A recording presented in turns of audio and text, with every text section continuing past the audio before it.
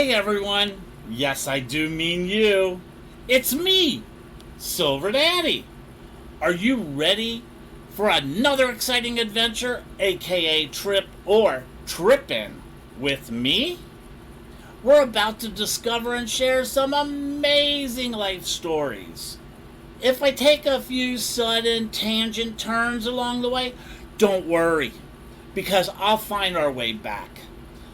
Come on, climb aboard and buckle up because we are ready to start another great episode of Trippin' with Silver Daddy.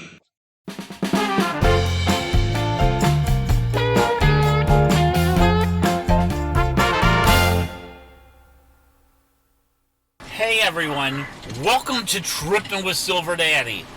I have a special show for you. This is my scary show. We're going to talk about a lot of my past and the things that used to scare the crap out of me.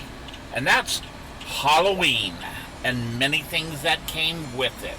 Things have changed a lot in the past 50 years since I used to go out and do Halloween. Let me tell you, a lot of things are way different. For instance, when I was a kid and we'd go out trick-or-treating, we never had our parents go with us. It was just a group of kids on the neighborhood, and we'd all go trick-or-treating. And sometimes when I was real little, my older brother and sister would take me. And we'll talk about them because they were part of the reason I never liked Halloween. But we'd go trick-or-treating, and it was a great thing. Especially going where there was certain houses we knew we had to get to. Like, I had to go to my next-door neighbor Hazel's house first because she gave out the big candy bars. She bought all kinds, and it was first come, first serve. As soon as it was 6:30, because we used to go trick-or-treating 6:30 to, I think it was 8 o'clock, I'd get over there first so I would have first choice of candy. And then there was, off our street and the next neighborhood, there was a lady who made fresh pretzel sticks. Like soft pretzels. Loved that place. But a lot of things have changed in years with Halloween. Let's just start talking about, a lot of people now say Halloween's the second largest holiday of the year in the United States, but that's actually not true. I did some research. After the winter holidays, all the religious holidays in December, that's number one. But number two is actually back to school days in August, the back to school sales. And after that falls like Mother's Day.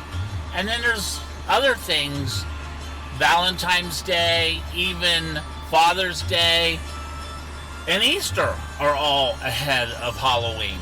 The primary reason for that is Halloween, the gifts that you buy are not as expensive as if the gifts you buy, like when you send your mother flowers or take your mother out to eat.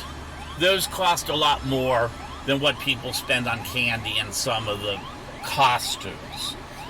Oh, speaking of costumes, costumes are totally different.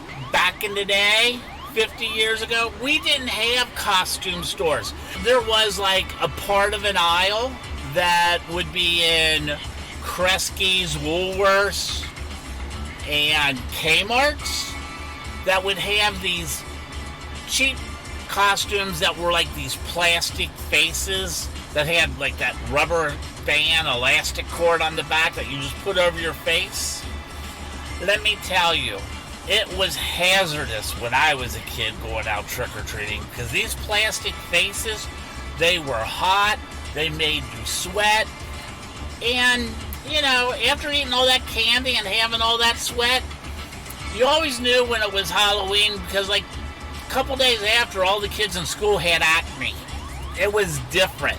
But it was really even different when you were the youngest child. Like in my family, we had the, quote, box of leftover Halloween costumes. And the only ones who got new costumes was the oldest ones, because they outgrew their costumes, so they got to pick their new one. And being a younger one, I had to pick a leftover out of the box. As you get older and your parents get older, all of a sudden your parents didn't care about dressing you up like they did your older brother and sister. They got the cool shit. I got leftovers. So it was like, you can go pick something out of the box. I'll never forget the one year when I picked stuff out of the box and I dressed myself and came upstairs, and I had a pirate's eye mask on, a pirate's plastic sword, and my bottom was a mermaid outfit. And I had mermaid fins. That was my outfit, and my parents were like, "What the hell are you doing?" And I was like, "Hey, the top half is above the ocean, the bottom half is below the ocean." I guess my parents probably could have realized back then that I was very creative and possibly had those gay tendencies. The other big thing about Halloween and what's different, we used to have spooky music, and we used to buy a Halloween cassette. A cassette, for most of you probably don't even know what a cassette is. A cassette is about, let's say, a gay 6 inches, and it was a little thin plastic thing that had a tape in it, and you would drop that in your cassette player and play it. But in order to play it and get it outside, you had to move your stereo and put your speakers in the window. And the reason you moved your stereo, because the speakers had actually a wire that had to go to your stereo, and you would play it outside your window for 30 minutes, and then you had to go change your tape. Cassettes actually was after the 8 tracks and before CDs came out. So that was another huge difference. But also one of the biggest difference right now in Halloween is our pets. It's so weird. People dress their pets up. This year they're expecting over 22 million people in the United States to dress their pets up, and they're going to spend over $330 million on pet costumes. Back in my day, your pet, Butch, my dog, had to be in the cellar so he wouldn't bark at kids that were coming around. So things have really changed a lot in the past 50 years when it comes to Halloween. And there's a lot of things that I need to talk to you about. Let's see, what are some of the things that we're going to talk about today? And these are all going to be true things about my life and make you understand why maybe Halloween and this time of the year as a kid was not the best experiences that I had in my life. For instance, we're going to talk about haunted houses, UFOs, the Boogieman, the ghost of Pedretti. And this is going to be a true story about something that's happened in my life. And also I'm going to let you know when I met Lady Gaga on Halloween. Hey everyone, we are going to have a great show, and there's a lot going on. Oh, remember I talked about cassettes earlier? Did you know now Sirius XM Radio actually has their own Scream Radio for Halloween music? Hey everyone, we're going to have a good time today. But first we're going to listen to one of my sponsors. I'll be right back. You're listening to Trippin' with Silver Daddy.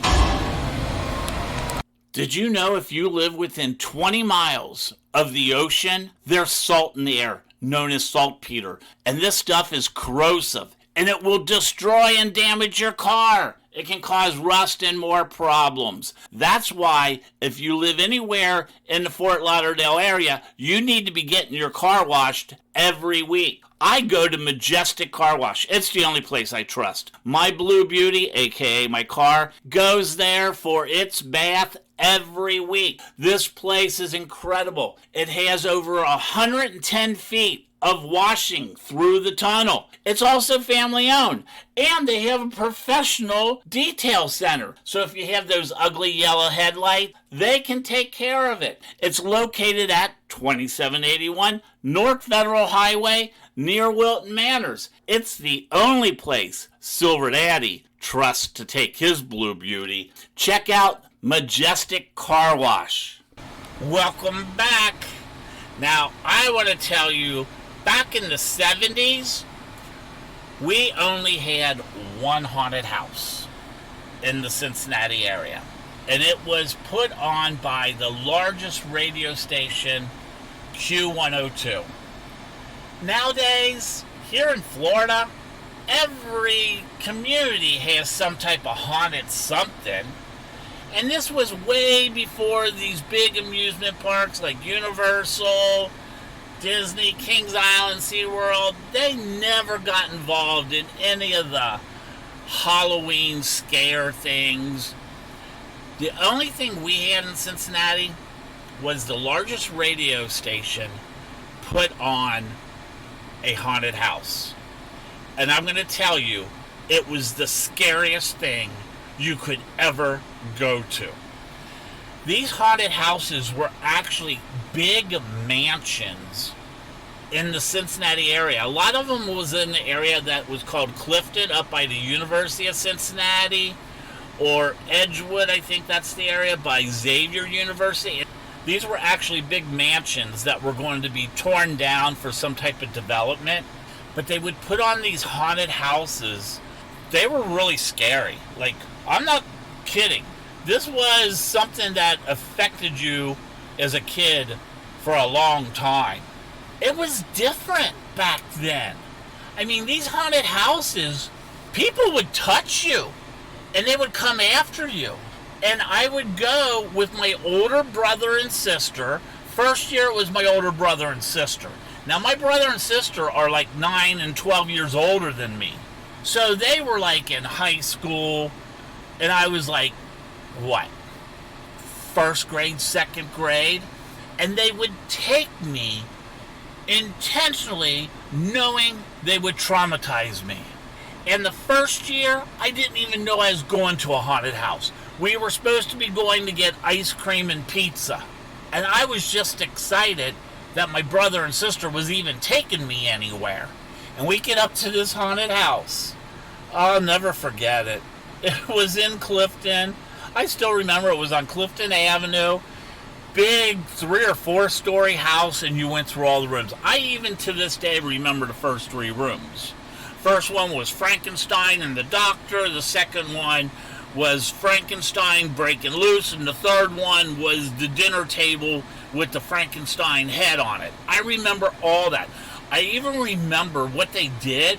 You were on like the 3rd floor, and you had to get to the 1st floor, and they built this slide, and at the bottom of the slide was a giant spider that was on a web, and the web, they cut the wall out of the house, and the web was like on the side of the house where you could see outside, and you had to go down the slide. And when you got to the bottom, because you went fast, there was people dressed in black you couldn't see, and they would grab you to keep you from going into the spider web.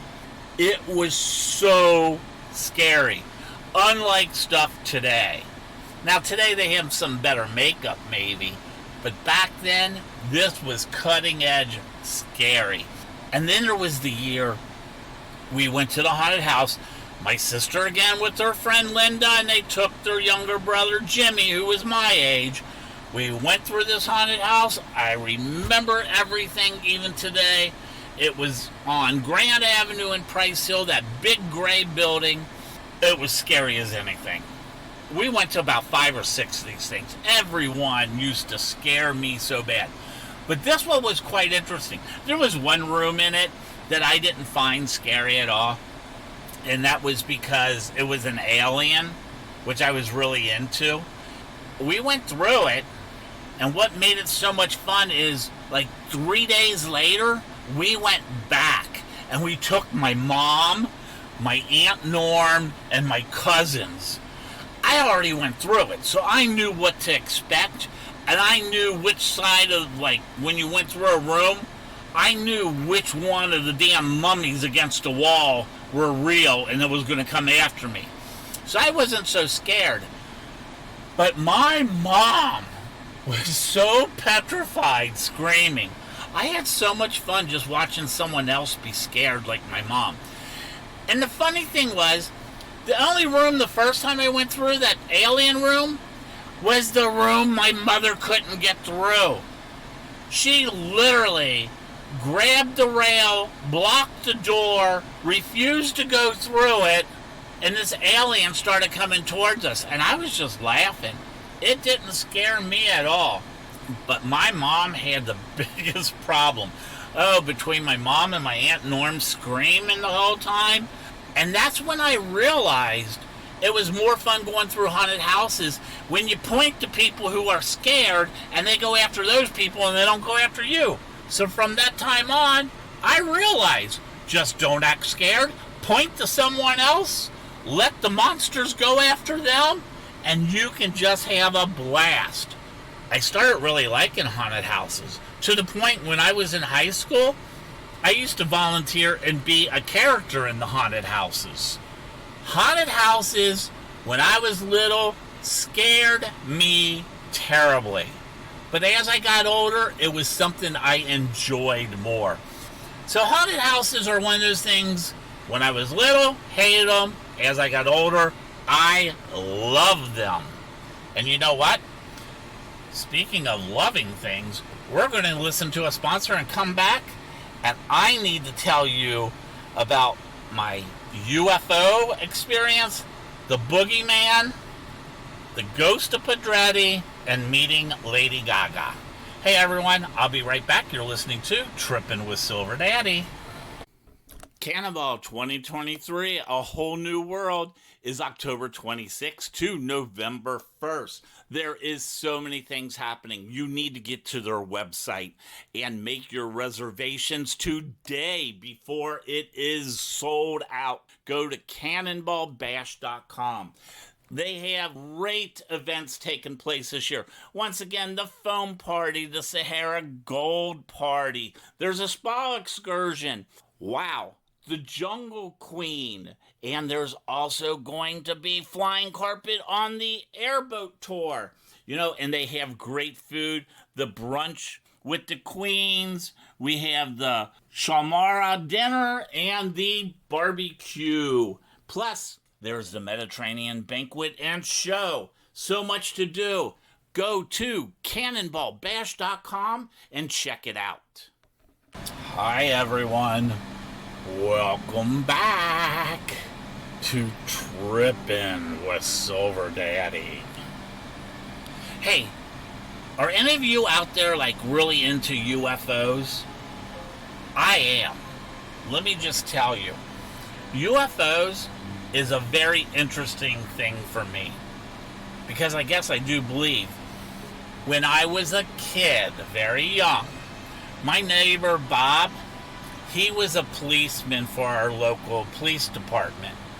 Barb, his wife, would always have the police radio on in the house, listening to it, I guess, when her husband was out on duty, making sure everything was okay. And one night, and it was in the fall, because I remember it was a little chilly out, Barb comes running over to my mom saying, oh my God, it's all over the police radio. They've spotted UFO. There's a UFO in the sky. At the time, I didn't even know what a UFO was. We all went running outside into the street. It was night. We're all looking in the sky. And I remember asking my mom, what are we looking for? And she said, we're looking for an object that might look like a star that might be moving, but it's not an airplane. I said, okay, so we're all looking. And then all of a sudden I saw this bright light right over the tree line, and I said, like that? And we all looked at it, and this thing kind of did a zigzag in the air. Everyone started freaking out. And that's exactly what my mom said. And everyone started saying, oh my God, it's a UFO. And I didn't understand the concept yet. But later in life, I kept hearing, once you really start learning about UFOs and they talk about it. And I remember seeing this as a kid and finding it and pointing it out. And now everyone was talking about the UFO. It's always fascinated me. A couple years ago, about 2 years ago, I was in New Mexico, and I actually spent an evening out in the desert by myself looking for UFOs until I got scared. I actually, like, when I'm alone by myself, I kind of get scared doing stuff like that. So I started getting scared because I was out there because I heard a noise. And it was probably nothing, but it was a noise that was enough to scare me, so I had to get in my car and I had to leave. So I didn't get to see that UFO. But I am going to go back to New Mexico, and I have a friend that lives out in Albuquerque, Ricky. I'm going to find him and make him take me out into the desert, and we're going to go looking for UFOs. If I'm with someone, then I'm better. But I can't wait to go check and look for this UFOs. There's a series on TV. I don't know why I watch it. It's that Skywalker Ranch thing. And every time a new season comes out, I watch it, think they're going to discover something. I watched an entire season of it and disappointed at the end because there was no major UFO. Yes, there's lights in the sky, but for all I know, that could be a balloon that was left go. I've never seen any real proof. I want to see that proof because I do believe there could be other things out there in the universe. When we come back from this very short break, I want to tell you about the Boogieman, and I am going to tell you about the ghost of Pedretti. And this is a true story. We have a couple more things to cover, and I think you're going to be really intrigued. Hey everyone, let's take a real short break. Please listen to my sponsors. You're listening to Trippin' with Silver Daddy. When Silver Daddy needs to go shopping, you know where you'll find me. I'll be at Leatherworks. Let me tell you, the reason I love this place is because it is the premier fetish and leather shop in the Southeast. Not just in my area, but in the entire Southeast. You know, they are inclusive of all sexuality, genders, and body types. So even me, Daddy Bear, I can find things at Leatherworks. Their quality of their leather products is incredible. You know, they make a lot of the stuff in shop, but they only use the highest quality leather. You can join the Lifestyle Club program. You know, it offers discounts on in-store products and classes. Yes, classes. They offer classes, and they have quarterly parties for the community. If you need to get something, you can go to leatherworks.com, and the works is WERKS. Go there, and you can buy online. Okay, everyone, here we go. You've all heard of the Boogeyman, right? Let me just tell you, the Boogeyman used to live in my attic of my house. And there was proof of it. Couple weeks before Halloween, we had the woods on both sides of our street. I was born and raised and lived on a street that had only 16 houses on it, so everyone knew everyone. And there was two woods on both sides of the street. One we called the big kids' woods, and the other one was for the little kids. Well, in the little kids' woods, we used to be able to play. And there was these holes, like big area, hole, sunken area, that our parents used to throw the old grass from cutting grass into them and fill them up. And we were back there once, and we were playing in the grass, and my brother comes back, and he was actually emptying grass. And my brother's 12 years older than I am. So my brother was like in high school, and we were little kids. And my brother told us to stay away from that area because the Boogeyman lived there. And we were like, didn't understand. And we're like looking at him. He's like, you know the Boogieman? And we're like, no. And he goes, the monster that lives underneath the grass that comes out at night and grabs little kids and brings them back into the hole to eat them. Oh my God, we ran and got out of that woods. It scared us so bad. But that's not the worst part of it. So, like 3 days later, my brother, well, I didn't know it was my brother at the time, I come home from school and there's like dried grass patches. You know, when after you cut grass and if you don't rake it, it gets dry, they make like little grass patties or something. And there was like a row of them, a line of them going to our front door. And there was like a grass on the front porch and then a grass on the first step. Oh my God, I was so scared. And there was this grass.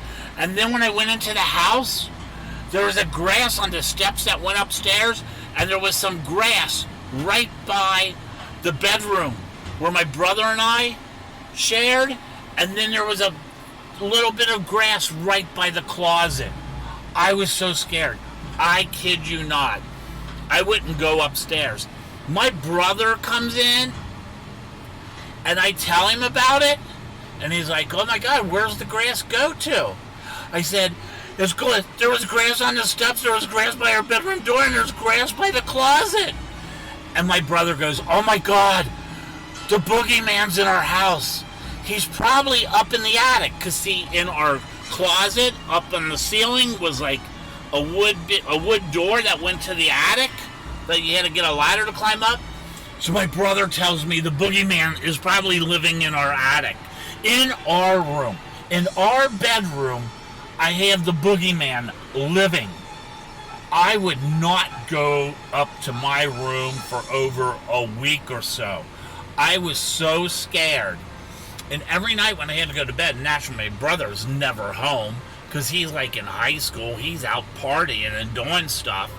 And I'd have to go to bed. I would cry and scream that I did not want to go into my room. I would cry myself to sleep in the living room. And then the next morning I'd wake up in my bed and I would run. I would run downstairs because I didn't know how I would get to bed. And I find out later in life my dad would pick me up and take me there. And then much later in life found out my brother did all this to prank me and to scare me. I had a rough childhood. My brother and sister thinks I had it made. I was tormented. I'm telling you, I was mentally tormented all the time, especially around Halloween. So when I tell people Halloween may not be my favorite time of the year, there's a good reason for it, because they tormented me. And that's why older brothers and sisters need to be nice to their little brothers. Hey everyone, we're going to take a short break. When I come back, I'm going to tell you a true story about the ghost of Pedretti. Catfish Dewey's is my favorite place to eat because they have all you can eat. Hey, they have more than that. They have a regular menu, but I like my food. And on Monday, Tuesday nights, they have all you can eat shrimp. On Wednesday, it's the barbecue baby back ribs. On Thursday and Sunday, it's that Alaska snow crab legs. On Friday, it's the fried scallops. And on Saturday, it's the fried oysters and crawfish. Hey, Catfish Dewey's has been around for 40 years because they know how to do it right. Big family environment and has a great little bar inside the place. Let me just tell you, you need to go to Catfish Dewey's. You know, they're conveniently located at 4003 North Andrews Avenue in Oakland Park, which is just north of downtown Fort Lauderdale. See you at Catfish Dewey's. Welcome back, everyone. So now I'm going to tell you one of the scariest stories of my personal life as an adult. And this is a true story. Back in the early 1990s, I want to say 1992, 93, My friend Ian and I, we opened a bar together. And we had this bar, and we were working on the bar and remodeling it, trying to get it ready to open. And we had a lot of furniture and stuff that we had to move out so we could paint the walls, do the floors, and all that. Well, we met our neighbors, which was a law firm next door, who came over to introduce themselves and asked what we were going to do, and we told them we were opening a bar, and they were all excited because it used to be a bar and they used to hang out there after work. So we told them what we were doing, and we had all these tables and chairs, and we needed to paint the walls and the floor of the basement. We were afraid to put the furniture outside, the tables and chairs, because it would get ruined. So our neighbors from the law firm said, hey, our basement is empty. Why don't you put the furniture in the basement until you need it? Or we're like, that would be great, because then we don't have to haul it in and out every day. So we moved all the furniture and everything next door into their basement because they weren't using the basement anymore. We get everything remodeled, take care of all that, and we get all the furniture back, set everything up. And when we bring all the furniture back and set everything up, things started to go kind of weird in our building. It was everything from lights flickering that we ended up having to have an electrician come to find out there was no problem with the electric coming to the building. There was no problems with the electric boxes. They couldn't understand why we would have these light pulses, like flickering once in a while. It always happened late at night when we were there, kind of alone. And then the jukebox would kick on. But the jukeboxes kick on their own once in a while. But our jukebox would kick on, and it would always play the U2 song Bloody Sunday. And it usually, when it kicks on during the daytime, it would always be some random song. One time I thought I saw this like shadow figure, and I knew it was probably just my mind and I was tired. The thing about the bar that we bought, it had no windows whatsoever in the bar. So there was no way lights could shine in the bar. And when the front door was locked, which was kind of L-shaped to get in, when we had the outside front door lock, it was solid wood doors, so there's no way lights could come in. We then was talking to our neighbors when they were over having drinks, telling them that we were having some little issues in the place. And Debbie said, oh, maybe we should have told you. I'm like, maybe you should have told us what? I thought she's going to tell us something about our building, which we did know the building caught fire once. She said, well, the basement where you stored our stuff is actually where one of our attorneys committed suicide. I'm like, okay. And she's like, we don't like going down there because we feel like his spirit is still there. I'm like, okay. Didn't bother me. One night we closed the bar. Ian and I are sitting at the end of the bar. Now let me just tell you, Ian was one of these young men that nothing scared him. He was actually in the Marines Reserve. He wrestled in high school. He was a swimmer. He was in perfect shape. And he was perfect for a bartender because he had the most beautiful blue eyes, blonde hair, and when he wore his tight pants, he got all the women's attention. We'll just leave it at that. And we're both sitting at the end of the bar, and we're looking up towards the front door. I was, and he was too, and we were talking about something. And at the same time, we both saw this shadowy type figure that looked more like a female, and it moved quickly from one side of the bar to the other side and just kind of dissolved into the glass door to the front door. I looked at Ian, and he looked at me, and I just said, did you see that? He said, yes. There was a back door. We both go running out the back door. And we left and didn't go back in.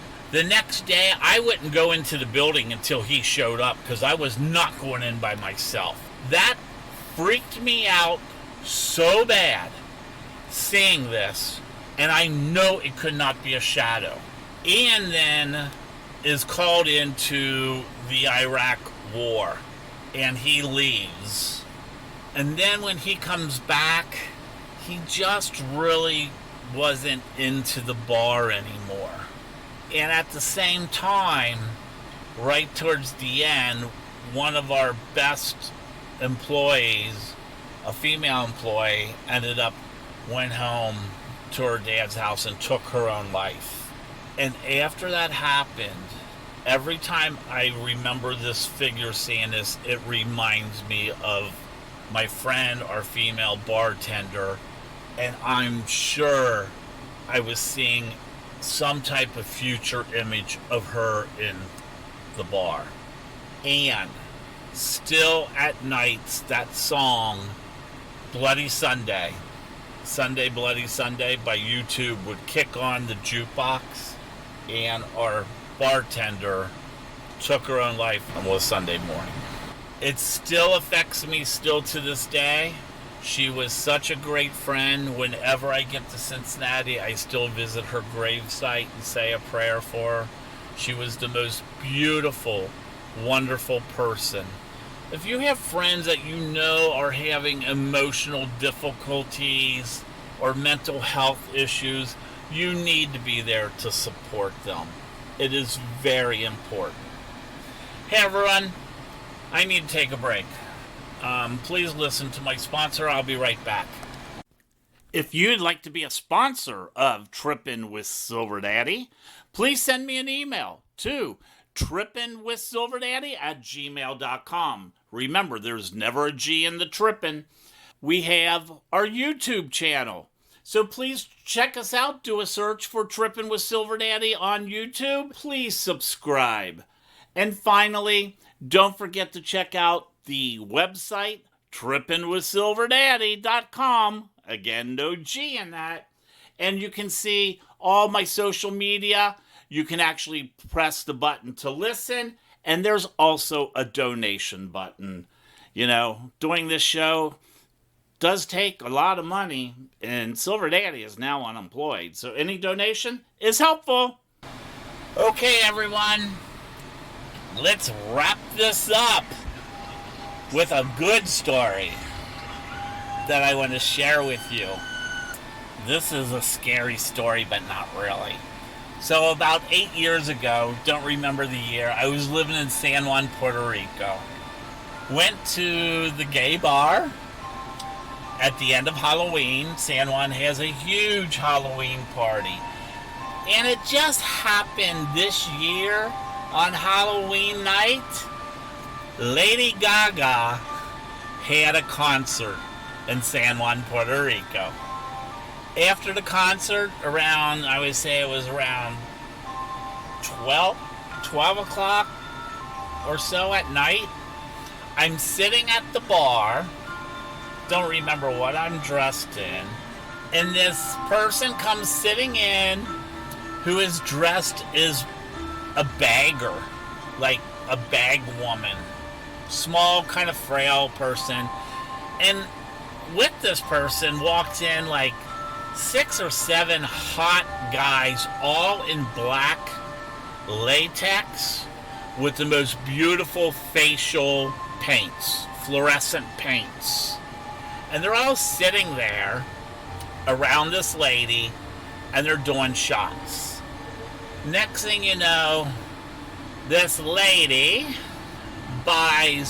she orders 50 shots. They were kamikaze shots. She orders 50 of them. She tells the bartender to put them on the bar and whoever wants them can have one. And we're all talking. And I just happen to be sitting right next to this lady. And she turns to me and she said, "Did you go to Lady Gaga's show?" I said, "No, I was unable to go and I really didn't have the money for the show."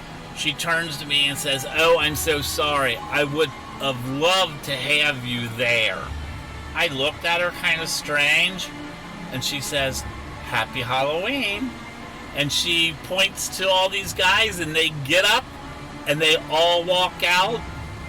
And the bartender says, "Oh, by the way, that was Lady Gaga, everyone." We were floored. I met so many interesting people in this bar that I used to go to. I met some professional wrestlers that are on TV. It was like crazy, the people that would stop in this club, because they had great music too.